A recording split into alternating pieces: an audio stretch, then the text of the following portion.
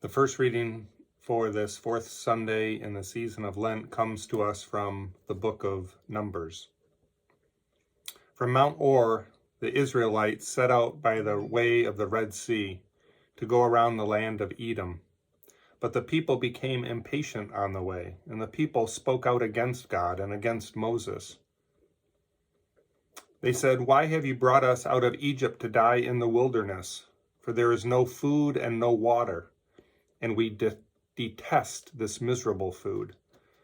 Then the Lord sent poisonous serpents upon the people, and they bit the people so that many Israelites died.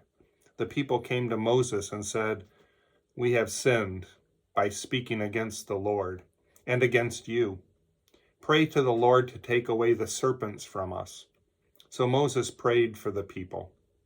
And the Lord said to Moses, "Make a poisonous serpent and set it on a pole, and everyone who is bitten shall look at it and live." So Moses made a serpent of bronze and put it on a pole. And whenever a serpent bit someone, that person would look at the serpent of bronze, and he would live. Here ends the reading. The psalm for today comes from Psalm 107. Give thanks to the Lord, for the Lord is good and God's mercy endures forever. Let the redeemed of the Lord proclaim that God has redeemed them from the land of the foe, gathering them in from the lands, from the east and from the west, from the north and from the south. Some were fools and took rebellious paths, though through their sins they were afflicted. They loathed all manner of food and drew near to death's door. Then in their trouble they cried to the Lord, and you delivered them from their distress. You sent forth your word and healed them, and rescued them from the grave.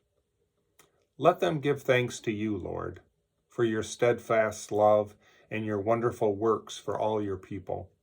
Let them offer sacrifices of thanksgiving, and tell of your deeds with shouts of joy. The second reading comes from the book of Ephesians, Paul's letter to the people of Ephesus.